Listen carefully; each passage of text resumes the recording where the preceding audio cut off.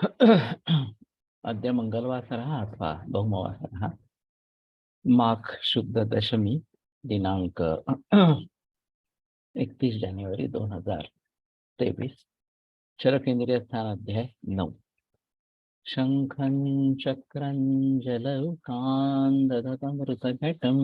चारुदोर्भिश्चतुर्भिः सूक्ष्मस्वच्छातिहृद्यांशुकपरिविलसन् मौलिमम्भोजनेत्रं कालाम्भोदोज्ज्वलाङ्गं कटितटविलसच्चारुपीताम्बराढ्यं वन्दे धन्वन्तरिं तन् निखिलगगनप्रौढदावाग्निलीलम् प्रौढदावाग्निलीलम् ब्रह्मणो हि समारब्धामात्रेयाद्येषु पूजिताम् अस्मदाचार्यपर्यन्तां वन्दे गुरुपरम्पराम् आयुर्वेदरतं वन्दे माधवाख्यं महागुरुम् आयुर्वेदामृतं सर्वं शिष्येभ्यो यः प्रदत्तवान् द्रष्टाज्ञानी दुष्टकर्मा कृतकर्मा तथैव च अध्यापको विश्वश्रेष्ठो महान् संशोधकस्तथा गुणैरेतैः समुदितैः यत्कार्यं प्रतनोद्दिशः समृद्ध्यर्थं हि कार्यस्य वयं नु प्रयतामहे सरस्वत्यै नमो यस्याः प्रसादात् पुण्यकर्मभिः बुद्धिदर्पणसङ्क्रान्तं जगदध्यक्षमीक्षते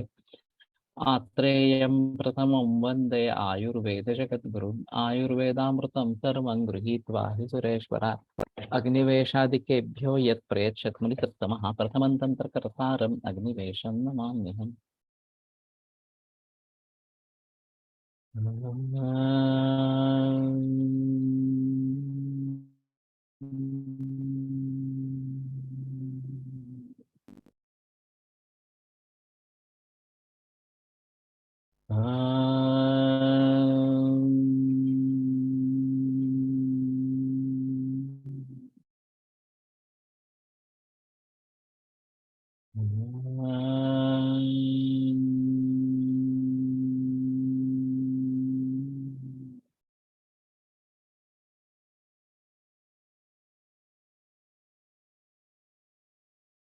ओम शांति शांति शांति।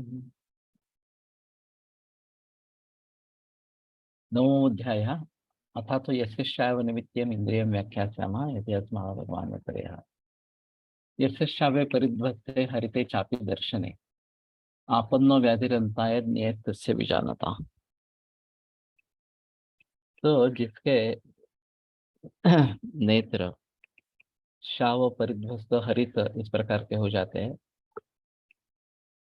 तो वो उसका व्याधि उसके अंत के लिए कारण होगा, ये समझ लेना चाहिए। तो शावा रहित वर्ण है, परिध्वस्त यानी कि नष्ट जैसे हो गए इस प्रकार। निस्संज्ञः परिशुष्काख्या समृद्धो व्याधिभिश्चयः उपरुद्धायुषं ज्ञात्वा तन्धीरं परिवर्जय तन्धीरः परिवर्जय। संज्ञा नहीं है परिशुष्कास्या मुख शुष्क हो गया है, समृद्धो व्याधिभिश्चयः, ये थोड़ा अजीब है। व्याधि से कोई समृद्ध नहीं होता तो समझ लेना चाहिए कि व्याधि काफी बलवान इस प्रकार की है। उपरुद्धायुषं ज्ञात्वा तम धीरः परिवर्जय, तो उसका आयुष खत्म होने वाला है ऐसे समझकर उसको छोड़ देना चाहिए। हरिताश्चिथिरा यस्य लोमकूपाश्च संवृताः सोमलाभिलाषी पुरुषा पित्तां मरणमश्नुते। तो सिरा अगर हरित वर्ण की है, लोमकूप संवृत इस प्रकार के हो गए हैं और अम्लाभिलाषी है, तो वो पित्त रोग से, पित्त से उसका मरण होता है। तो ये थोड़ा सा अलग आया है कि किसी दोष के वजह से इस प्रकार की मृत्यु होने वाली है, ये यहाँ पे बता रहे हैं।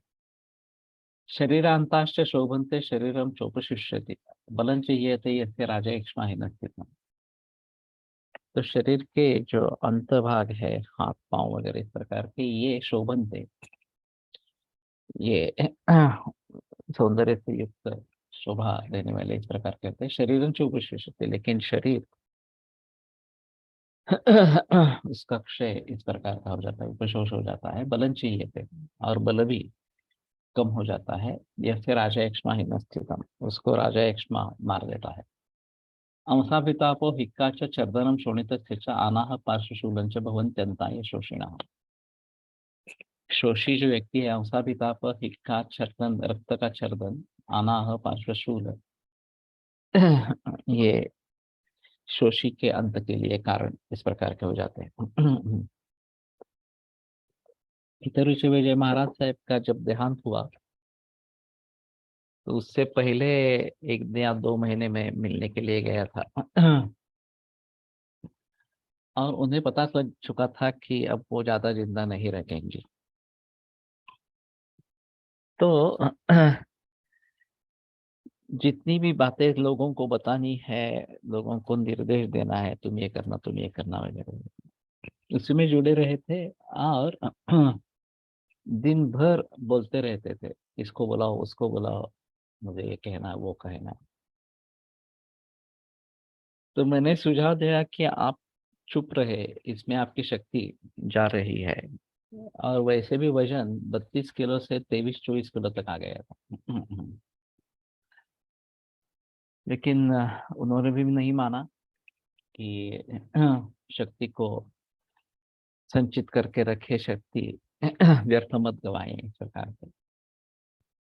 और फिर उनकी डेथ हो गई। तो ये तो मुझे मालूम नहीं है अंत में क्या हुआ था इस प्रकार से, लेकिन शोष उनका निदान था, ये सही बात थी इस प्रकार से।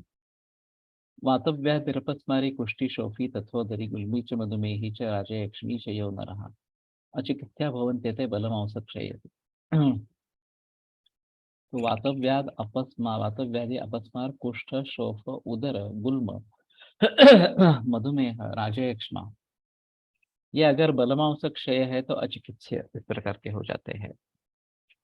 तो बलमांस क्षीण नहीं होना है इन सभी रोगों में, ये काफी महत्वपूर्ण है। इसमें मधुमेह भी है, वातव्याधि भी है, कुष्ठ शोफ उदर गुल्म, ये सभी है। तो बलमांसक्षय तीव्र हो, ये पीछे भी लक्षण आके गए हैं कि इस प्रकार का बलमांसक्षय तीव्र हो जाता है तो बचने के चांसेस उनके नहीं रहते इस प्रकार से। अन्येष्वपि विकारस्य तान् विषक् परिवर्जयेत्, बाकी भी विकारों में वैद्य उनको छोड़ दे इस प्रकार का। विरेचन ऋतानाह यत्तृष्णानुगतो नरः विरक्त पुनरात्माति यथा प्रेतः तथैव सः। विरेचन से अगर अनाह दूर हो गया है और तृष्णानुगत है, फिर भी प्यास बहुत लग रही है, विरिक्तः पुनरात्माति, और विरेचन होने के बाद पुनः आत्मान जिसको हो जाता है, यथा प्रेतः तथैव सः, वो प्रेत जैसा ही है। तो ये तो दिखते हैं काफी उधरी इस प्रकार के। तो समझ लेना चाहिए कि ये ठीक नहीं होने वाला इस प्रकार का। वैसे एलोपैथी में डायूरेटिक्स देते रहते हैं। एक ही मरीज मैंने ऐसा देखा कि टैपिंग किया था, दूध पे रही थी, फिर भी पेट फूल ही रहा था और पानी भर ही रहा था, इस प्रकार की स्थिति थी। तो मैंने एक एलोपैथी का ओपिनियन लेने के लिए कहा। उस समय तक केवल आयुर्वेद की चिकित्सा चल रही थी। तो एक ही डाइटर की गोली उसने दे दी और एक ही गोली में पूरा पानी निकल गया शरीर से। अशक्ति आई बहुत। लेकिन फिर से वो सुधरने लगी। तो ये जल का संचय इतनी बड़ी मात्रा में हो गया था। और एक बार ही डाइटर देने से इसमें राहत मिल गई। शायद उसके पहले कभी डाइटर इलाचित नहीं ली थी, ये भी एक कारण हो सकता है। तो वहां से मैं श्वेत पर्पटी का भी प्रयोग करने लगा। नहीं तो नित्य मेनम विरेचन चिकित्सा उसकी चल रही थी, लेकिन उससे फायदा नहीं हो रहा था। विरेचन हताना मानयन पुनः पुनः इस प्रकार की स्थिति थी। तो अभी मैं श्वेत पर्पटी, वृक्षादि गुगुल या चंद्रप्रभा, पुनर्नवा, ऐसा प्रयोग करता रहता हूँ। चाहे लासिक चालू हो, डाइटर चालू हो, न हो तो भी, और विरेचन देते ही रहते हैं इस प्रकार से। तो किसी न किसी तरीके से वो जल संचय निकल जाना चाहिए। और खास करके कैंसर के जो मरीज है, इनमें तो सूजन वगैरह नहीं होती पाँव पे। लेकिन ये जो क्लासिकल उदर है उसमें सूजन पाँव पे रहती है, और फिर हार्ट पे प्रेशर बनता बनता रहता है, और फिर हार्ट अटैक की संभावना भी होती रहती है। तो इन सभी बातों को ध्यान में रखते हुए ये मूत्र औषधियाँ, मूत्र विरेचन औषधियों का प्रयोग करने से अच्छा होगा। पहले तो लंघन ही करना है, और लंघन पाचन, और फिर इस प्रकार की दवाइयों का प्रयोग करना ये आवश्यक होगा। पेयं पातुं न शक्नोति कंठस्य च मुखस्य च उरसस्य च विशेषत्वात् यो नरो न स जीवति। कंठ, मुख और उरस ये अगर इस प्रकार से शुष्क हो गए हैं और इसलिए पानी नहीं पी सकता, वो जिंदा नहीं रहेगा। अब इस प्रकार के तो मरीज नहीं देखे हैं, लेकिन इसोफेजियल कैंसर में टोटल डिस्फेजिया, लिक्विड डिस्फेजिया, पानी भी अंदर नहीं जाता है, इस प्रकार का एक मरीज आया था। एलोपैथिक अस्पताल में एक सप्ताह तक केवल सलाइन पर उसको टिकाने की कोशिश की थी। फिर उन्होंने बता दिया कोई होने वाला नहीं है, क्योंकि ऑपरेशन भी नहीं कर सकते, रेडिएशन भी नहीं है, केमो भी नहीं है, कुछ भी नहीं होगा। तो हमारे लिए ये बड़ी दिक्कत की बात थी कि कुछ भी पानी भी नहीं जा रहा है तो क्या करेंगे। तो उस समय में मैंने जो सोचा कि केवल ट्यूमर के कारण ऑब्स्ट्रक्शन नहीं है, ट्यूमर है उसके साथ कफ भी है। तो शायद अगर कफ निकल जाता है तो पानी अंदर जाने लगेगा, पानी अंदर जाने लगेगा तो दूध अंदर जाने लगेगा। तो मैंने उनको 10 पुड़िया दे दी थी, सीतोपलादेश चूर्ण, समीर पन्नर, 3 पुड़िया दे रहे थे, कुछ दिए थे मुझे याद नहीं है। और शहद के साथ पूड़ी देने के लिए कहा था। जैसे ही पहली पूड़ी गई तुरंत सर्दी हो गई। फिर मैंने कहा था सर्दी हो जाए तो भी ठीक है, तब पुड़िया देते रहो। 5 पुड़ियों के बाद जब छठी पुड़ी देगी तो वो अंदर चली गई। वो जो कफ का अवरोध था उसके ऊपर वो दूर हो गया, कफ 5 बार वमन होने से निकल गया। और जैसे वो अंदर गई वैसे पानी देना आरंभ किया, दूध देना आरंभ किया, और वो मरीज फिर 3 बरस तक जिंदा रहा। फिर उसको क्षीरबत्ती वगैरह भी दिए, तो काफी उसकी ट्रीटमेंट चली आगे। लेकिन उस समय तो ये रिष्ट लक्षणात्मक जैसे था, लेकिन ये विशुष्कास्य वगैरह इस प्रकार की स्थिति नहीं थी। ऑब्स्ट्रक्शन था, लेकिन वो ऑब्स्ट्रक्शन केवल ट्यूमर की वजह से नहीं होता है, ट्यूमर और कफ दोष के कारण जरिए होता है। और उस कफ की हम चिकित्सा करते हैं, उसको निकाल देते हैं तो बात बन सकती है। एक अच्छा अनुभव इस प्रकार का रहा। स्वरस्य दुर्लभीभावं हानिं च बलवर्णयोः रोगवृद्धिम् अयुक्त्या च दृष्ट्वा मरणमादिशत्। तो अगर दुर्बली भाव इस प्रकार का है, बलवर्ण की हानि है, दोनों बताए हैं, दुर्बली भाव भी बताया है, स्वर से दुर्बली भाव, स्वर दुर्बल हो गया है, क्षीण हो गया है, और अचानक अयुक्त्या रोग वृद्धि इस प्रकार की हो रही है, तो दृष्टवा मरणम आदेशित, तो मरण का बता देना चाहिए। ऊर्ध्वश्वासं गतोष्माणं शूलोपहत वंक्षणम शर्मचानंद गच्छन्तं बुद्धिमान परिवर्तते। ऊर्ध्वश्वास है, ऊष्मा निकल गया है, हाथ पांव ठंडे पड़ गए हैं, शूलोपहत वंक्षणम, ये थोड़ा अजीब है। शूलोपहत वंक्षणम कि शूल के जरिए वंशन संधि हत है या बहुत पीड़ा हो रही है। शर्मचा अनधिगच्छन्तम, और किसी भी तरीके से सुख नहीं हो रहा। बुद्धिमानतम बुद्धिमान परिवर्तित, उसको बुद्धिमान व्यक्ति त्याग दे। तो मेरे पास एक इस प्रकार का एक्चुअली टेस्टिकुलर कैंसर था, और लिम्फ नोड काफी बड़ा हो गया था, और बहुत ज्यादा पेन था। तो उसमें भी ज्यादा सुधार नहीं हो पाया। कुछ हद तक सुधार रहा, अंत में मौत हो गई। तो ये सुलोभहत वंक्षणम, ये भी एक अजीब बात इस प्रकार का है। अपस्वरम भाषमाणम प्राप्तम वर्णमात्मना श्रोतारम चाप्य शब्दस्य चाप्य अशब्दस्य दूरतः परिवर्तते। अपस्वर या बुरी बातें जो कह रहा है,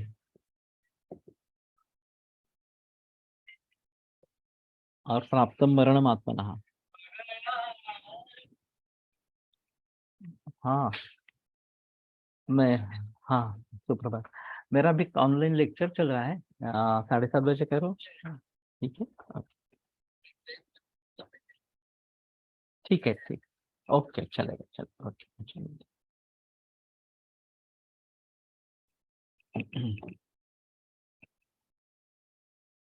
श्रोतारम चापि अशब्दस्य, शब्द है ही नहीं लेकिन उसको सुनाई दे रहे हैं इस प्रकार से। और मेरा मरण आ गया है, इस प्रकार से अगर बोलता है तो दूरतः परिवर्जय, उसको दूर से ही त्यागना है। यम नरम सहसा रोगो दुर्बलम परिमुंचति संशय प्राप्त मात्रेव जीवितम तस्य मन्यते। दुर्बल जिस व्यक्ति को अचानक रोग छोड़ के जाता है, अचानक रोग नष्ट हुआ इस प्रकार का दिखता है, तो समझ लेना चाहिए कि उसका जीवन संशय प्राप्त है। कि ये जीवित रहेगा नहीं रहेगा ये बता नहीं सकेगा। अथ चेत ज्ञाते तस्य याचरन् प्रणिपाततः रसेनाद्यात् इति ब्रूयान्नास्मै विदद्यात् विशोधनम्।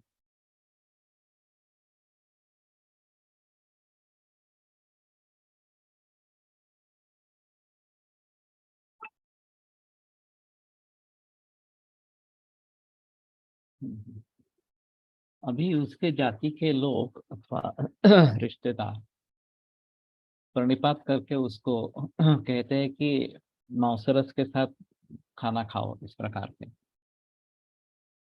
अचानक सो गया है। लेकिन दुर्बल है, और ये दौर्बल्य ही घातक हो सकता है। ज्वर मुक्ति होगी, दारुण वर्ग ज्वर मोक्ष भी बताया जाता है और मैंने देखे भी है उसके मरीज। तो दारुण ज्वर मोक्ष में मरने की भी संभावना होती है। मैंने जो देखा वो मरे नहीं, लेकिन फिर भी उस प्रकार की स्थिति उसमें हो जाती है, तो दुर्बल व्यक्ति है तो ये काफी मुश्किल मामला इस प्रकार का हो जाता है। मासे ने चिन्ह दृश्य तो विशेष तस्य शोभना, तो वहां विशोधन नहीं देना है। और एक मास में अगर कोई विशेष नहीं दिखाई दिया, रसेश्चान्यैर बहुविधैः दुर्लभं तस्य जीवितम्, तो अन्य बहुविध रस से भी उसका जीवित दुर्लभ इस प्रकार का है। तो ये थोड़ा अजीब है कि ये रिश्तेदार कह रहे हैं कि मांसारस के साथ खाना खाओ वगैरह इस प्रकार से, तो उसको शोधन नहीं देना है, ये पहली बात। और फिर ट्रीटमेंट करती रहनी है। अगर एक महीने में कुछ इसमें बदलाव नहीं होता, विशेष नहीं होता, तो बहुत सारे रस देने के बाद भी दुर्लभ जीवित इस प्रकार का होता है। ये एक बड़ा क्रिटिकल पॉइंट है। कई दफा ऐसा होता है कि सभी को पता है, पेशेंट को भी पता है, रिश्तेदारों को भी पता है कि बचने वाली, और फिर भी हम आग्रह करते हैं कि परहेज पर ही रहे इस प्रकार। तो रिश्तेदार पूछते हैं अब तो ये बचने का कोई चांस नहीं है, उसकी इच्छा है कि ये खाऊं, मैं खा वो खाऊं वगैरह इस प्रकार से, तो उसको दे दे क्या। तो मैं सुझाव देता हूँ कि अगर उसकी इच्छा बहुत ही तीव्र है तो ही थोड़ी मात्रा में देना, वैसे लोग ज्यादा लेते भी नहीं है उस समय में। लेकिन मृत्यु तो आने वाली है, लेकिन उसमें तकलीफ कम से कम हो ये भी देखना है। अगर ऐसा कुछ अपथ्य सेवन करके उसको तकलीफ ज्यादा होती है तो वो भी कोई मकसद की बात नहीं है। और दूसरी जगह अगर उसकी इच्छा अधूरी रह जाती है तो मोक्ष प्राप्ति की तो इच्छा नहीं हो सकती। और फिर दूसरा जन्म लेना पड़ता है वो करने के लिए, वो खाने के लिए। मैंने एक कोलटकर सर से अजीब किस्सा सुना था कि एक ऐसे ही गुरु थे कि जिनको मालूम था उनको मोक्ष मिलने वाला है। तो उन्होंने कोणी सांगितलेलं, खूप सांगितले, तो चंद्रकांत में लिखी गई है।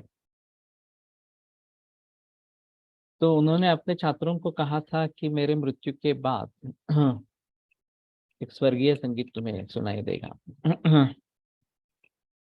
और वास्तव में ऐसा हुआ नहीं। मृत्यु हो गई, लेकिन स्वर्गीय संगीत तो सुनने में नहीं मिला। तो उन्होंने दूसरे गुरु की सहायता ले ली, उनको पूछा कि इन्होंने ऐसा ऐसा बताया था और हमारा पूरा विश्वास है कि हमारे गुरु जी झूठ नहीं बोलेंगे। तो उस गुरु ने जहाँ पे वो लेटे थे उस बिस्तर पर जाकर लेट गए। बाजू में एक खिड़की थी, बाहर एक बेर का वृक्ष था और उसमें एक बेर लगा था। तो उन्होंने कहा ठीक है, मुझे पता चल गया। तो वो बाहर आए, बेर तो उनको कहा कि बेर निकालो, इसको काटो। तो काटने पर एक उसमें लार्वा इस प्रकार की थी। तो बोला कि इसको मार दो अभी। तो उसको मार दिया। फिर वो स्वर्गीय संगीत सुनने में आ गया। फिर छात्रों ने पूछा ये क्या था?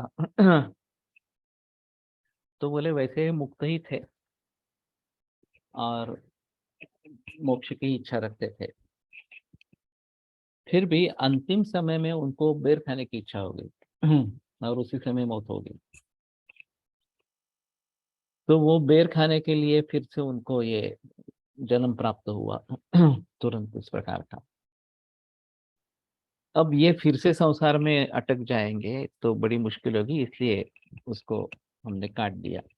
तो फिर ये मुक्ति उनकी हो गई और वो स्वर्गीय संगीत सुनने में मिला इस प्रकार। तो कहने का तात्पर्य अर्थ ये है, अंतिमति ही सागति ही, इस प्रकार से।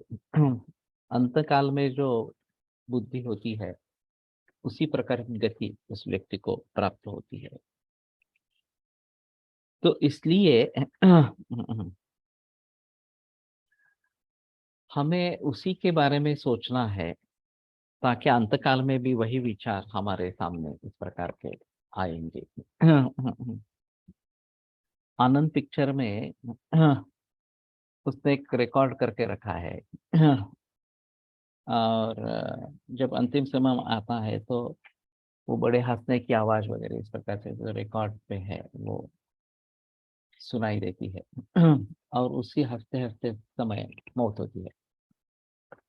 तो ये सोच समझकर उठाया हुआ कदम इस प्रकार का है। गानू सर ने मेरे काफी मरीज अंतिम अवस्था में देखे हैं। और उनका कहना था कि let us prepare the person for death. शुरू में वो तो पॉजिटिविटी क्रिएट करने की कोशिश करते थे।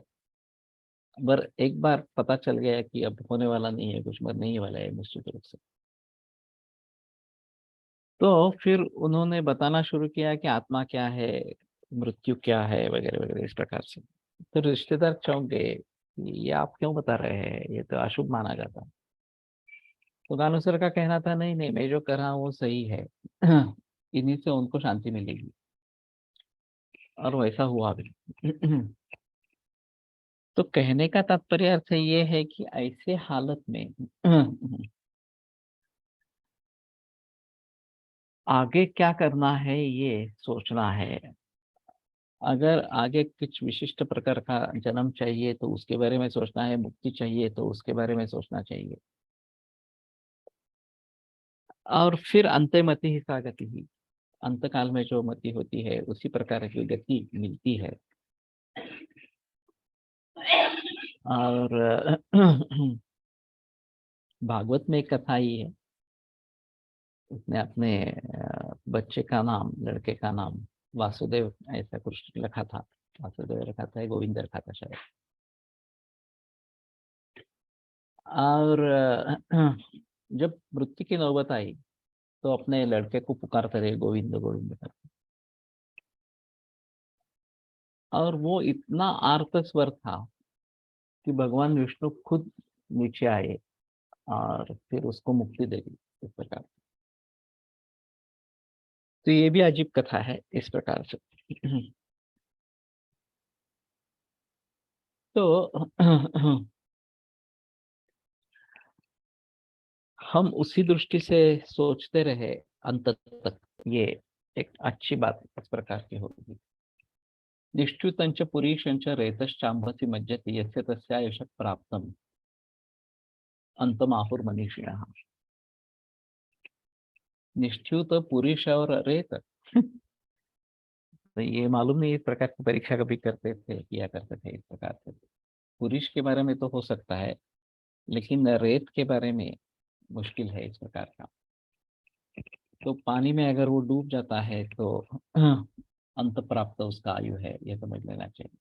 निश्चित यस्य दृश्यन्ते वर्णा बहुविधा पृथक् तच्च सीदत्यपत् प्राप्य न स जीवितुमर्हति। इसमें अगर बहुत सारे रंग दिखते हैं निश्चित में, और पानी में डूब जाता है तो न स जीवितुमर्हति, वो जीने के लायक नहीं, जीवित नहीं रहेगा। पित्तम उष्मानुगम यस्य शंखौ प्राप्य विमुच्यति स रोग शंखको नामना तिररातः सन्ति जीवितम्। उष्मा के पीछे जाने वाला पित्त शंख प्राप्त, शंख में जाकर वहीं पे उसकी विमूर्छना हो जाती है, वहीं पे रुक जाता है। वो शंख का नाम का रोग है। और तिरराता सन्ति जीवितम, 3 रात में वो जीवित का नाश करता है। सफेन मृधरम यस्य मुहुरास्यात् प्रसिच्यते शूलेश्च तुद्यते कुक्षि प्रत्याख्ये तथा।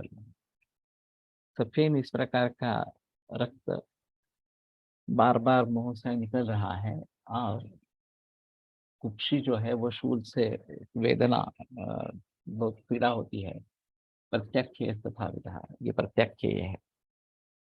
अभी कोविड-19 के बाद में काफी लोगों को ये लंग फाइब्रोसिस वगैरह हुआ है, और इसमें ये सिर्फ कष्टीवन बार बार इस प्रकार का हुआ है।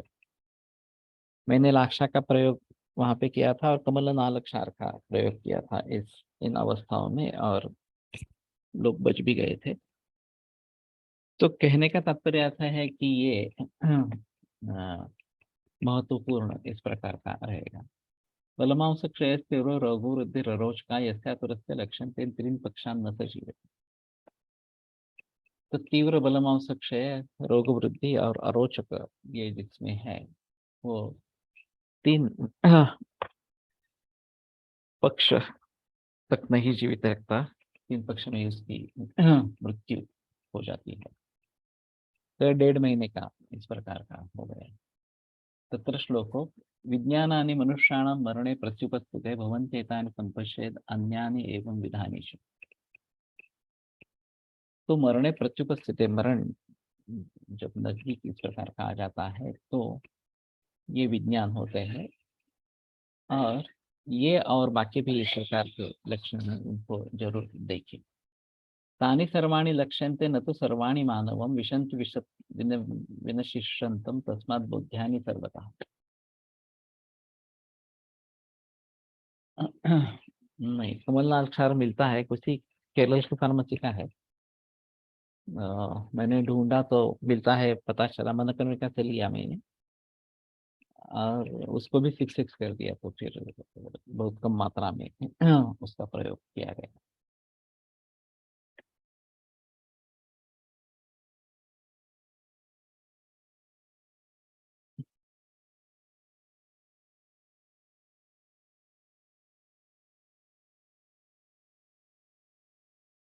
हाँ,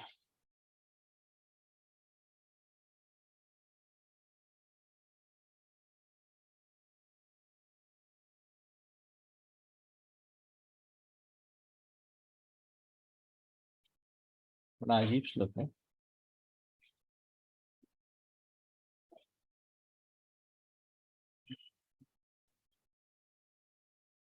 ये सभी दिखाई देते हैं, ऐसा ही नहीं है। और नौ का द्विरुक्ति करनी पड़ेगी शायद। न तो सर्वाणि मानव विशंति विनशिष्यंतम। तो जो मरने वाला है उस मानव में सभी घुसती है, ऐसी नहीं है। और तानि सर्वाणि लक्षन्ते न, तो इसमें इसके साथ भी न का अन्वय लेना चाहिए। सर्वाणि मानवशम विशन्ति एक पुरुषम न सर्वाणि विशन्ति इति। सर्वाणि लक्ष्यन्ते तो नाना पुरुषेषु लक्ष्यन्ते। ओके।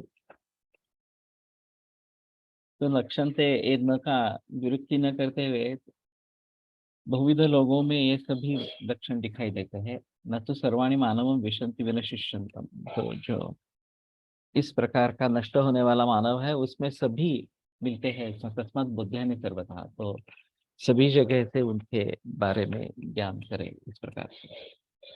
इति अग्निवेश कुरुते तंत्रे चरक प्रतिसंस्कृते इंद्रियस्थाने यस्याव निमित्तम् इंद्रियं नाम नवमोऽध्यायः। अथ दशमोऽध्यायः। अथ स्वतः सद्योमरणीयम् इंद्रियम् इत्याख्यातः।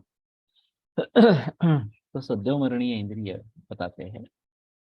यह इतिहास महा भगवान आत्रेय। तो भगवान आत्रेय ने ऐसे कहा है, सद्य स्थितिक्षतः प्राणान लक्षणानि पृथक पृथक अग्निवेश प्रवक्ष्यामि संस्पृष्टो ये न जीवति। तो तात्काल प्राण को जो त्यागने वाले हैं उनकी लक्षण अलग अलग मैं अग्निवेश बताता हूँ। और संस्पृष्टो ये न जीवति, जिनका संस्पर्श होने से ये लक्षण होने से वो जीवित नहीं रहेगा। वाताष्ठिला सुसंवृद्धा तिष्ठन्ति दारुणा रुधि तृष्णाया विपरीतस्य सद्यो मुष्णाति जीवतम्। तो वाताष्ठिला हृदय में इस प्रकार के सुसमृद्ध दारुण तृष्णाया विपरीतस्य, और प्यास बहुत लगी है तो सद्यो मुष्णाति जीवतम्। तो ये तो कभी सुना नहीं है वाताष्ठिला इस प्रकार के हृदय में जो बताते हैं। तो अष्ठीला का जनरली संबंध प्रोस्टेट से लिया जाता है, और अष्ठीला का निदान भी काफी बार प्रोस्टेट इस प्रकार का किया जाता है। तूनी प्रतितुनी ये पक्वाशयात गुदोपस्थम इस प्रकार की वेदना बताई जाती है, वो भी अष्ठीला में पाई जाती है इस प्रकार का कहा जाता है। वैसे हमारे यहाँ डायरेक्टली प्रोस्टेट का कुछ वर्णन इस प्रकार का नहीं है। तो अभी बिनाइन हाइपरट्रोफी ऑफ प्रोस्टेट हो या फिर मैलिग्नेंट हो, मरीज तो मिलते हैं, उसमें संदेह की बात नहीं है। और पोस्ट वाइड रेसिड्यू कितना है ये एक महत्वपूर्ण बात होती है। पोस्ट वाइड रेसिड्यू बहुत ज्यादा है तो दिक्कत वाली बात इस प्रकार की हो जाती है। तो इसमें अष्ठीला प्रोस्टेट का निदान एलोपैथी में किया जाता है। हमारे हिसाब में ये हृदय में निर्माण हो रहे हैं, तो ये हार्ट अटैक के जैसे स्थिति में होती होगी इस प्रकार की। पिंडिका शिथिलीकृत्य जिह्वीकृत्य च नासिकां वायु शरीरे विचरण सद्यो मुष्णाति जीवितम्। तो पिंडिका में शैथिल्य और नासिका वक्र होना, इस प्रकार का वायु शरीर में संचार करते हुए तात्काल मार देता है। तो इसमें तो ऐसा नहीं लगता कि ये तुरंत मरने वाला है। लेकिन दृष्टि लक्षण बताया गया है। छातीवर घट्ट दगड ठेवलाय असं लक्षण काही रुग्ण वर्णन करीत असतात अष्ठीला। हाँ, हृदय साश्म भाइकम इस प्रकार के कफज रुद्रग में आया है, लेकिन फिर भी वो फेटल नहीं है। हमारे यहाँ जो रुद्रोग का वर्णन है वो फेटल रुद्रोग का वर्णन नहीं है। वैसे वातज्ञानेश्वरी पुष्ट मेहोदर वगंधरा अर्शांश गृहणीत्यष्टो महारोगा सुदुस्तर। जो सुदुस्तर महारोग बताए गए उसमें रुद्रोग का संबंध नहीं है। अभी रुद्रोग नंबर 1 किलर है, अभी कैंसर नंबर 1 किलर बन गया है, बन जाएगा इस प्रकार से। लेकिन ये साश्मगर्भकम इस प्रकार का लक्षण तो दिखाई देता है, बताते हैं लोग इस प्रकार से। और ये कफज रुद्रोग का लक्षण इस प्रकार का है।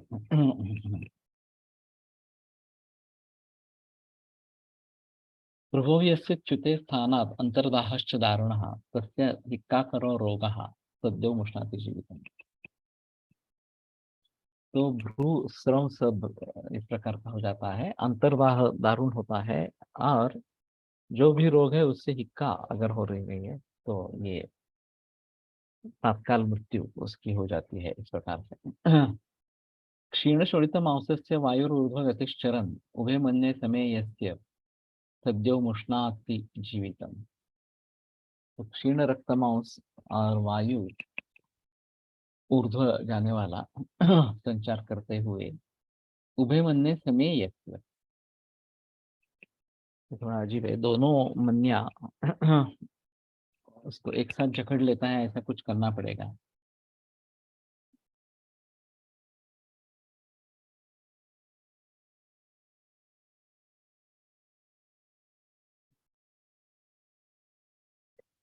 यानी है तो समय का मतलब एक साथ में इस प्रकार का लेना चाहिए, और फिर यह अध्यारोप रहना चाहिए कि उसको पकड़ लेता है, जकड़ लेता है इस प्रकार। अंतरेण गुदं गच्छन् नाभिं च सहसा निलः कृशस्य वंशणो गृह्णन् सद्यो मुष्णाति जीवितम्। तो अंतरेण या अंतरेण शायद पाठभेद होगा।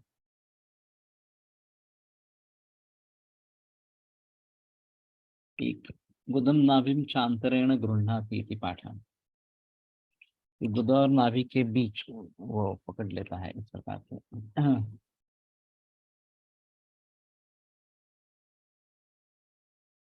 नाभिम च सहसा निलः, तो गुदा और नाभि के बीच अचानक जाने वाला इस प्रकार का वायु कृश से वंशण गृह्णन, कृष व्यक्ति में वंशण को पकड़कर सद्यो मुष्णाति जीवित, तात्काल मृत्यु प्राप्त कर देता है।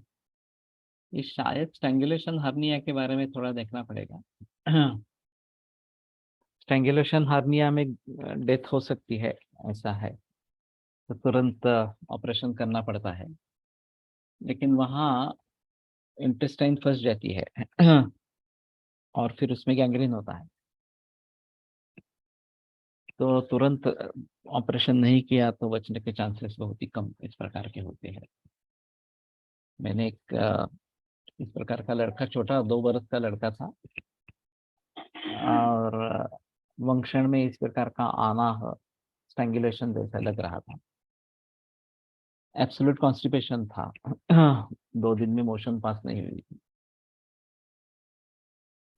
छात्रा का ही लड़का था। तो मैंने कहा कि मैंने तो तब तक स्ट्रैंगुलेशन हरने की केस नहीं देखी थी, तो मैंने कहा ये सीरियस है मामला, और दवा देता हूँ, अगर होता है रिलीफ तो ठीक है, नहीं तो अस्पताल में चले जाओ। तो फिर मेरे सामने भी उल्टी हो गई उसको, दवा दी, वो सब उलट रही थी, तो अस्पताल में लेके गई, नजदीक वाले अस्पताल में चले गए। उसने देखा कि ये है तो स्ट्रैंगुलेशन हर्निया, ऑपरेशन की जरूरत है वास्तव में। उसके अस्पताल में कोई सुविधा नहीं थी, फिर भी एडमिट करके रखा, सलाइन दे दिया उसको। और फिर रात में जब परिस्थिति, 1 मिनट, परिस्थिति गंभीर हो गई, तो फिर उसको बड़े अस्पताल में शिफ्ट किया।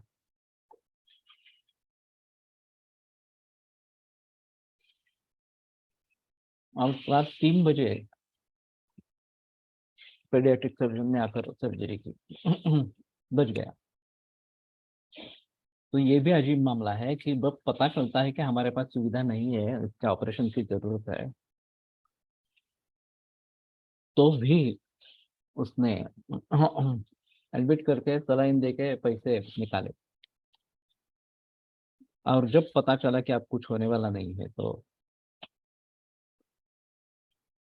बड़े अस्पताल में भेज दिया। सौभाग्य रहा, सर्वे नाम की कोई पीडियाट्रिशियन, पीडियाट्रिक सर्जन थी, रात 3 बजे आकर उसने सर्जरी की, वो बच गया।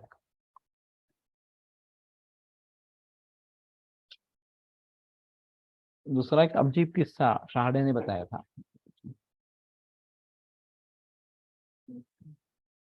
ऐसा ही छोटा बच्चा था, 2 बरस का, स्ट्रैंगुलेशन हाथ में आ हो गया।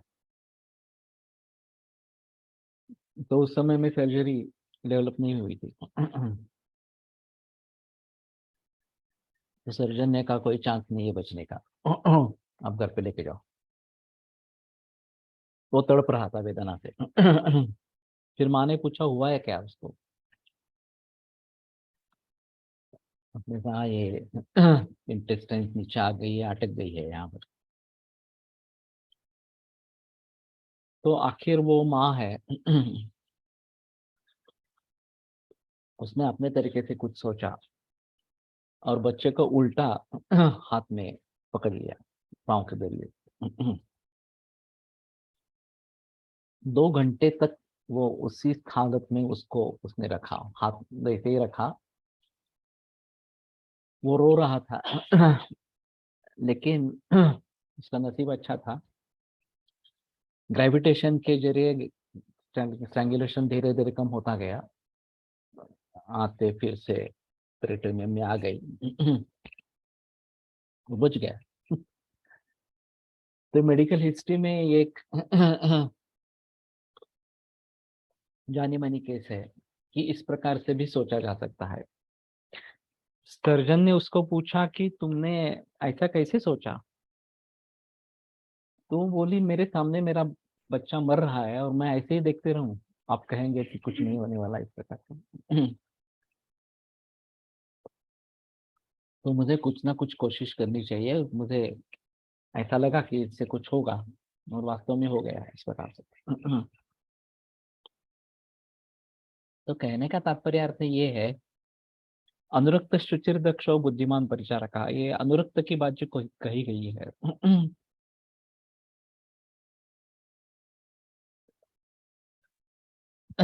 अगर आपके मन में उसके लिए प्यार है, अनुराग है, तो आप पूरी कोशिश करेंगे उसको बचाने की। और सबसे अच्छी परिचारक माता होती है।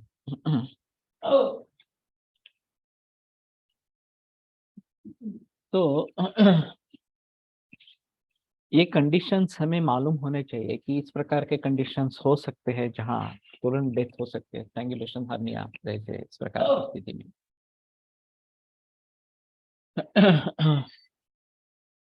मूल कारण तो वायु है, वायु उसको लेके जाता है। वहां पे एक नेचुरल गैप है। अगर कॉन्स्टिपेशन नहीं होता है तो ज्यादा तकलीफ नहीं होती, लेकिन कॉन्स्टिपेशन बरसों से चला आता है और प्रवाहन की स्थिति होती है, तो ये हर्निया बन सकता है। इसमें दूसरा भी है, मसल जो है वहां पे वो ढीले पड़ जाते हैं, मसल टोन चला जाता है इस प्रकार से। वो भी एक कारण इस प्रकार का हो सकता है। तो हमारे हिसाब में अप्राप्त फलकोष साध्य है। कई जगह रिड्यूसिबल हर्निया रहता है, कि वापस फिर से अंदर आ जाता है, वो भी ठीक है। लेकिन एक मैंने अजीब उदाहरण सुना था, पूरा इंटेस्टाइन उसमें से बाहर निकल आया था। और फिर ये वृषण एक बड़ी पखाल जैसे बन गए थे। चलने में दिक्कत होती थी, फिर भी उसने सोचा नहीं था, फिर सर्जन के पास गए और सर्जन ने देखा कि कुछ है ही नहीं अंदर, पेट में कुछ भी नहीं है, सब बाहर ही आया है इस प्रकार से। तो वो भी आश्चर्यचकित रहा। लेकिन फिर उसमें हवा भरना शुरू किया पेरिटोनियम में, क्योंकि वहां जगह ही नहीं थी। और फिर ऑपरेशन करके ये सब अंदर ले लिया। ये भी एक अनूठा ऑपरेशन है, सक्सेस रहा। तो आउट ऑफ बॉक्स सोचने वाले कुछ लोग होते हैं इस प्रकार से। और इस प्रकार की अवस्था में तो उसी प्रकार से आगे जाना है। आउट ऑफ बॉक्स सोचेंगे तो ही कुछ होने की संभावना है, नहीं तो ये लोग, इसमें स्ट्रैंगुलेशन अगर हो जाता तो मरने की ही बात थी।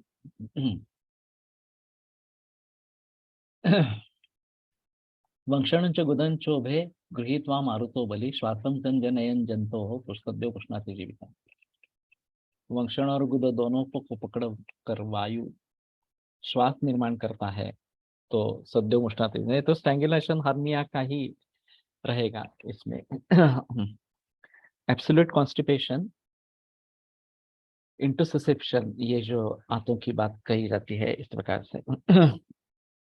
और फिर स्ट्रैंगुलेशन उसमें कि खून का प्रवाह रुक जाना, और फिर उसमें कोथ निर्माण होना और उसके जरिए मौत होना, ये इसमें का हवा भरने से प्रयोजन था। क्योंकि कुछ भी नहीं था वहां पे, बस सब सिकुड़ गया था। तो अवकाश नहीं है तो आते अंदर कैसे आ जाएगी? तो उसने बाहर से वहां पे हवा भरी। और फिर एक बार वो फूल गया, फिर ऑपरेशन करके उसको अंदर ले लिया। तो ये भी उसकी ही सोच थी कि ऐसा कोशिश करेंगे तो कुछ नहीं होगा, सीधा कोशिश करेंगे तो कुछ नहीं होगा। तो ये बात ध्यान में रखनी पड़ेगी कि जो इस प्रकार के सर्जिकल केसेस है, तत्र धन्वंतरीणाम अधिकारा क्रियाविधौ, शंकराचार्य भी बताते थे कि धन्वंतरी संप्रदाय का यहाँ पे अधिकार है, तो उन्हीं को ये इसके बारे में करना है। तो हमारी केस कौन सी है और उनकी केस कौन सी है, ये देखना बहुत जरूरी इस प्रकार का हो जाएगा। हिरवाणी सर ने एक अनुभव बताया था कि वो उनकी माँ के साथ अमेरिका गए थे, माँ और पत्नी के साथ। और वहाँ एस्केलेटर पर चढ़ते हुए पाँव फिसल गया माँ का। माँ की उम्र ऐसे कुछ 72-75 की। गिर गई वहां पे। तो फ्रैक्चर हो गया। अब मॉल को चिंता थी कि ये अगर मुकदमा लड़ाएगी तो हमें बहुत पैसा देना पड़ेगा। तो वो कह रहे थे आप यहाँ से बाहर निकल जाओ, यहाँ से बाहर निकल जाओ, यहाँ मत ठहरो, इस प्रकार। और उसको बाहर निकाल दिया। इमरजेंसी में गए किसी अस्पताल में, तो उन्होंने कहा कि ये तो फ्रैक्चर है, लेकिन अभी कोई डॉक्टर अवेलेबल नहीं है। और सेटिंग करना पड़ेगा, और फिर आगे का देखना पड़ेगा इस प्रकार के। और इनका बीमा नहीं था। तो एक ट्रैवल इंश्योरेंस आवश्यक है इस प्रकार के नौबत के लिए। तो उन्होंने तुरंत इंडिया की फ्लाइट बुक करी और पुणे में आ गए। वो वैसे ही कुछ चल नहीं रही थी, व्हील चेयर पर बिठा के लाया। आने से पहले पुणे में फोन किया डॉक्टर के सर को, ऑर्थोपेडिक सर्जन। उन्होंने कहा तुरंत लेके आओ, कोई प्रॉब्लम नहीं है। एयरपोर्ट से सीधा उनके अस्पताल में गए, उन्होंने फ्रैक्चर सेट किया, प्लास्टर लगा दिया, और 2 घंटे में ठीक होके घर पे आ गई। तो ये भी बड़ा अजीब अनुभव है। विदेश में कैसी स्थिति है और भारत में कैसी स्थिति है, ये अच्छा नमूना है इसका, इस प्रकार का। तो कहने का तात्पर्य अर्थ ये है कि इस प्रकार की कंडीशंस में क्या करना है, और सीरियस कंडीशन है क्या, ये देखना बहुत जरूरी इस प्रकार का हो जाएगा। और अगर सर्जरी से बात बनती है तो सर्जरी करवा लेनी है, ये अहम बात इस प्रकार की है। नाभिमूत्रं बस्तिशीर्षं पुरुषं चापि मारुतः प्रच्छिन्नं जनयेत् शूलं सद्यो मुष्णाति जीवितम्। नाभिमूत्र बस्तिशीर्ष और पुरुष प्रच्छिन्नम, वहां पे काफी वेदना, छिन्न जैसी वेदना इस प्रकार की हो रही है। सद्यो मुष्णाति जीवितम। हाँ, प्रच्छिन्नम इति प्रच्छिन्नमे प्रच्छिन्नम छेदनाकार वेदना युक्त। मैंने जो अर्थ किया वही अर्थ है। तो नाभि, बस्तिशिरा, मूत्र और पुरुष, इनमें वेदना है इस प्रकार की, तोड़ने जैसी वेदना इस प्रकार की है। तो उदावर्त के रूप में ही शायद ले सकेंगे। विद्यते वंक्षणो यस्य वातशूलैः समन्ततः भिन्नं पुरुषं तृष्णा च सद्य प्राणान् जहाति। तो वातशूल से अगर वंक्षण में वेदना बहुत भेद वेदना होती है, भिन्नम पुरुषम तृष्णा च, और पुरुष भेद है, तृष्णा है, तो सद्य प्राणान जहाति था, तत्काल प्राण त्याग कर देता है। आप्लुतं मारुते नेह शरीरम यस्य केवलम भिन्नम पुरुषम तृष्णा च सद्यो जह्याति जीवितम्। तो भिन्न पुरुष और तृष्णा ये बार बार आ रहे हैं। प्राचीन प्रच्छिन्न व शूल दोन्ही शब्द आले आहेत ये इसके बारे में काफी बहस पहले मैंने की है। लक्षण कोश में शूल, वेदना, पीड़ा वगैरह इस सभी के बारे में 10-10 पृष्ठ है। ये लक्षण किनसे जुड़े हैं इस प्रकार से। तो बात यह है कि शूल का ज्यादा मतलब उदर में शूल इस प्रकार का होता है। लेकिन अन्य जगह भी शूल होता है, होता ही नहीं है ऐसा नहीं। शूल प्रशमन गण जो है उसमें पंचकुल है और वो उदरस्थ शूल के लिए अच्छा काम इस प्रकार का करता है। लेकिन शूल कहीं भी अगर होगा तो फिर ग्रंथकारों ने किस शब्द का प्रयोग कहाँ पे किया है, उसके पीछे कुछ लॉजिक है क्या, ये ढूंढने की कोशिश की जाती है। हंति संधिगत संधीन शूला टोपो करोति च प्रसारणा कुंचनयोः प्रवृत्तिं च संवेदना। संधिगत बात में वाग्भट में लिखा है। तो शूल और आटोप दोनों साथ में है। शूला टोपो करोति च द्विवचन।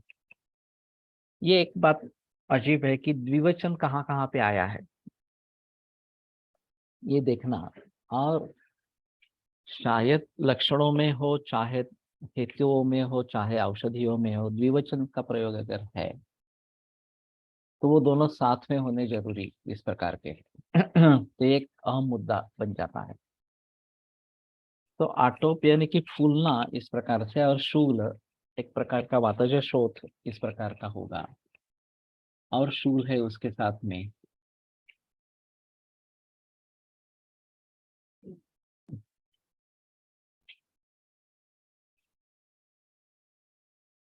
तो फिर उसके बारे में सोचना है। प्रसारण कुंचन या प्रवृत्ति च संवेदना। आकुंचन प्रसारण करते हैं तो संवेदना प्रकार की प्रवृत्ति तो वेदना होती है इस प्रकार।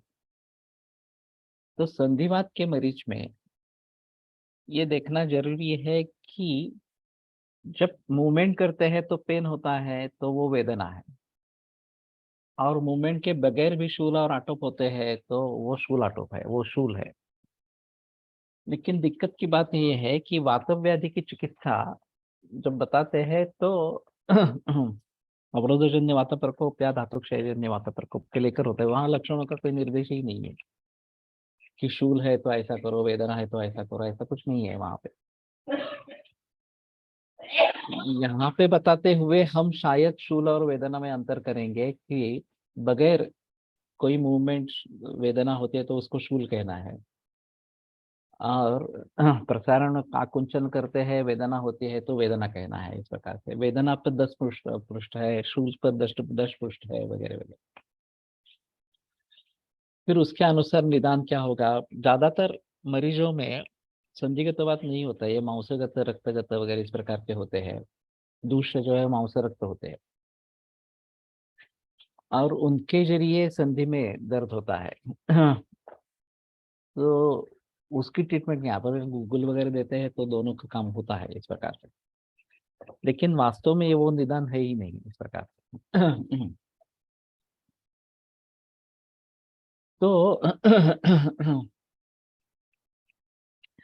मूल ग्रंथों में जिन शब्दों का प्रयोग किया है उसके मुताबिक अगर हम देखने की कोशिश करेंगे तो शायद एक बात बनती है, एक परफेक्शन आ जाता है। लेकिन ये समझना काफी मुश्किल है, इसलिए हम अभी पेन ऐसा ही लेकर चल रहे हैं। और उसमें शूल, वेदना, पीड़ा वगैरह सभी जो है वो उसके अंदर समाविष्ट हो जाएंगे, सभी रेफरेंसेस दिखाए जाएंगे। ये एक बात अजीब थी कि मूल संस्कृत शब्दों का प्रयोग करना है या विश्व भर में जाने के लिए अंग्रेजी भाषा का प्रयोग करना है। तो बहुत सोच समझकर हम इसके ऊपर उतर आए कि अंग्रेजी भाषा का प्रयोग करेंगे, भारत के लिए भी और विदेशों के लिए भी। फिर वन टू वन रिलेशन नहीं बता सकते कि पेन का मतलब शूल ही होगा, पेन का मतलब वेदना ही होगा, ऐसा नहीं बता सकते। अरे वैसे वैद्यों को चॉइस दिया जाए कि तुम सिलेक्ट करो, तो वो भी संभ्रमित हो जाएगा कि क्या सिलेक्ट करूं, मैं वेदना सिलेक्ट करूं, शूल सिलेक्ट करूं, पीड़ा से रुझा सिलेक्ट करूं। तो पेन ले लेंगे तो ठीक रहेगा। उसमें ये सभी शब्द कलेक्ट हो जाएंगे और सभी के बारे में सॉफ्टवेयर ढूंढेगा अंदर जाके कि ये किन रोगों से जुड़े हैं, इस प्रकार से। तो फिर डिफरेंशियल डायग्नोसिस अच्छी तरीके से बन पाएगा। अब इसलिए ग्लॉसरी, अब संस्कृत वर्जन की जो किताब कोटकल से मैंने मंगवाई, गणेश में भेज दी है वो, तो अभी तो आ गई है वो। लेकिन आगे उसके ऊपर काम नहीं हुआ। तो अंग्रेजी भाषा को लेकर आगे जाएंगे। फिर अंग्रेजी से काफी अन्य विदेशी भाषाओं में भी जा सकते हैं, जर्मनी, जापानीज वगैरह इस प्रकार से। और भारतीय भाषाओं में भी घुस सकते हैं इस प्रकार से। तो मूल डाटाबेस तो संस्कृत ही रहेगा, उसमें कोई संदेह की बात नहीं है। लेकिन उसको आगे कैसे लेके जाना है और अचूक डायग्नोसिस पर कैसे पहुंचना है, ये बड़ा दिक्कत वाला मामला इस प्रकार का है। कल एक अजीब बात हुई, माने करके कोई भारतीय विद्यापीठ में रोग निदान पढ़ाता है। वो मिलने के लिए आया था। उसने अष्टांग हृदय चिकित्सा स्थान से एक रोग के लिए चिकित्सा, वाग्भट चिकित्सा स्थान में ही केवल कितनी भी औषधियां आई है, उस अधिकार में हो या दूसरे अधिकार में, तो ज्वर चिकित्सा ज्वर चिकित्सा के सभी योग आ जाएंगे। लेकिन पांडु रोग में, दूसरे किसी रोग में अगर ज्वर चिकित्सा के बारे में बताया गया है तो वो भी उसमें आ जाएंगे। ऐसे वो 22 अध्याय जो बागपत चिकित्सा स्थान के, उसके बारे में उसने संकलन किया है। वो माइक्रोसॉफ्ट वर्ड में किया है, उसने एक्सेस या ये नहीं किया, एक्सेल नहीं किया। तो मैंने कहा ये कब किया तुमने काम, तो बोले कोविड-19 में ज्यादा कुछ था नहीं, हफ्ते में एक बार लेक्चर ऑनलाइन लेना था, कॉलेज में भी जाना नहीं था, तो मैंने ये सोचा, शुरू किया। मैंने कहा तुम उसी समय अगर मुझे कांटेक्ट करते तो बेहतर होता, क्योंकि इस काम का कोई महत्व नहीं है। जबकि स्कंद कोश अवेलेबल है, तो स्कंद कोश में तो चारों ग्रंथों से सभी स्थानों से जानकारी उपलब्ध है। चिकित्सा के लिए केवल चिकित्सा, वाग्भट चिकित्सा स्थान नहीं, सभी चिकित्सा स्थान से और सभी अन्य स्थानों से भी जिस रोग की जो चिकित्सा है वो उपलब्ध है। मैंने उसका शोध निकाल के दिखाया। 67 पेज है ज्वर से चिकित्सा के लिए। तो उसका कहना था नहीं, मुझे पब्लिश करना है। मैं खरीदेगा कौन? 700 पृष्ठों का बाइंडिंग, स्पाइरल बाइंडिंग था उसका, A4 साइज का। तो मतलब कि मुझे वो पब्लिश क्या किया है तुमने, ये लिखना पड़ता है, तो उसमें ये होगा इस प्रकार से। तो मैंने कहा एक अध्याय पब्लिश करो बस, तुम्हारे नाम पे पब्लिकेशन हो जाएगा। वैसे विलोक भारती का भी ऐप है, आप कुछ भी ढूंढ सकते हैं, तो ज्वर चिकित्सा भी उसमें ढूंढ सकते हैं, और वो तो मामूली कीमत पर उपलब्ध है। तो ये बड़ी अजीब बात है। इस प्रकार के अगर कुछ प्रोजेक्ट्स करने हैं तो बहुत सोच समझ कर ही करने चाहिए। बुजुर्गों से सलाह लेनी चाहिए, जिन्होंने इसमें काम किया है उनसे सलाह लेनी चाहिए। नहीं तो वो दंडौते का जो बम्बई में हाल हुआ, 21 बरस 7 घंटा रोज इस प्रकार का वो पदकोष का कार्य उन्होंने किया और सभी निकल गया। अभी वो भी चल बसे, उनका काम उनके भर के सीसीआरएस ने कोई दखलंदाजी नहीं ली उसकी, तो इतनी सारी मेहनत व्यर्थ हो गई इस प्रकार की। तो ये अजीब बात है। तो सजग होकर ही काम करना चाहिए। धन्वंतरीयानाम अधिकारा असे आले असले तरी ते त्यावेळेस ते धन्वंतरी संप्रदाय करिता सांगितले आहे, म्हणजे त्यांना अपेक्षित असलेला धन्वंतरी संप्रदाय हा आयुर्वेदाचे ज्ञान असलेला होता। आता ही जरी शस्त्रक्रियेची आवश्यकता असेल तरीही तेथे आयुर्वेदानुसार संप्राप्तिभंग हा केला जात नाही। त्यासाठी आपल्यालाच त्यामध्ये लक्ष द्यावे लागेल। केवळ शस्त्रक्रियेकरता पाठवून होणार नाही, त्यापुढेही आपली चिकित्सा लागेल। प्राचीनाम जनयेत शूलम प्राचीनाम छिन्न भिन्न करून शूल उत्पन्न करतो असा अर्थ असेल का? प्रच्छिन्नम जनयेत शूलम, ये शूल का क्रिया विशेषण है। प्रच्छिन्नम शूलम जनयेत इस प्रकार का, तो छिन्न भिन्न करके नहीं करेगा। जब शूल होगा वो छिन्न भिन्न जैसा शूल होगा, ऐसा होगा। वो एलोपैथी की बात छोड़ो, हमारे कॉलेजेस में जो शल्य तंत्र है, शल्य चिकित्सा का वार्ड होता है, उसमें भी आयुर्वेद नहीं है। एलोपैथी के डॉक्टर के पास तो बात ही नहीं है। ना कोई वहां परहेज का पता है, ना कोई व्रणितोपासनीय इस प्रकार के सुश्रुत ने जो उपषष्ठी उपक्रम बताए हैं उसका भी कुछ पता नहीं है। आयुर्वेद सीखे भी अगर आयुर्वेद के कॉलेज में हॉस्पिटल में सर्जरी करते हैं, वो भी अगर आयुर्वेद की तरफ देखते भी नहीं है, वो छोड़ दो बाकी बातें। तो ये मूर्खता है। सर्जन बने हैं वो एलोपैथी के सर्जन बने हैं, आयुर्वेद में जो बने हैं वो भी, उनका आयुर्वेद से कोई लेना देना नहीं है। और सुश्रुताचार्य अच्छे चिकित्सक भी थे। वो केवल सर्जरी में उनकी प्रशंसा थी इस प्रकार के, वो अच्छे चिकित्सक भी थे, वो जानते थे कहाँ क्या करना है। और अगर सर्जरी अनिवार्य है तो भी मेडिसिन दे सकते हैं, उनका कहना है। लेकिन जिसमें मेडिसिन ही देना है वहां तो सर्जरी नहीं करनी है, उन्हीं का सिद्धांत है। तो हमें हमारे ही लोगों से पहले झगड़ना पड़ेगा। कि तुमने आयुर्वेद सीखा है BA में तक, तो आयुर्वेद का प्रयोग करो शल्य तंत्र में, प्रसूति तंत्र में, सभी जगह में इस प्रकार से। लेकिन ये सब एलोपैथी के हिसाब से बन रहे हैं, कोई संबंध नहीं है इस प्रकार का। प्लांट शस्त्रकर्म करके पहले आयुर्वेद चिकित्सा कराने से शायद पोस्ट ऑपरेटिव रिजल्ट अच्छे आ सकते हैं। वो तो होता ही है। लेकिन कदाचित सर्जरी टल भी जाती है। तो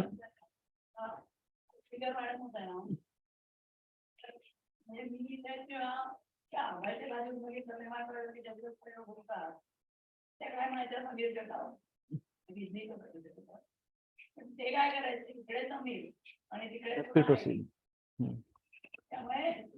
विश्वास, पण अण्णा करमरकर ने प्रसूतिगृह चलाया है, वो तो इस प्रकार के नहीं थे। लेकिन ये काफी पुराने जमाने की बात है। अब अन्ना करमरकर में प्रसूति गृह चला आयुर्वेद सेवा संघ नासिक में, उसके अस्पताल में काफी डिलीवरीज उन्होंने की है इस प्रकार से, और केवल आयुर्वेद से की है इस प्रकार से। सर्जिकल कॉम्प्लिकेशन अवॉइड कर सकते हैं, हो सकता है, इसमें कोई संदेह की बात नहीं है। लेकिन ये हमारी मानसिकता बदलनी चाहिए कि हम सर्जरी की है, हमने आयुर्वेद में की है, शल्य चिकित्सा उत्तीर्णता की है वो, और हमें आयुर्वेद को नहीं छोड़ना है। चाहे मॉडर्न सर्जरी को एडॉप्ट करें, लेकिन आयुर्वेद को नहीं छोड़ना। मालूम नहीं कब माहौल बदलेगा। ठीक है, आज रुकते हैं, कल आगे बढ़ेंगे। आयुर्वेद प्रकांड निगदित ही शल्यतन्त्रप्रधानः शिष्येभ्यः शाश्वतोऽयं निखिलजनकृपा व्याप्तचित्तेन येन आयुर्वेदस्य वाञ्छन् पुनरपि भुवने ताञ्च सुष्ठुः प्रतिष्ठां श्रेष्ठं धन्वन्तरिं तं प्रणमति च सदा वैद्यवर्गो हि नूनम् वैद्यवर्गो हि नूनम्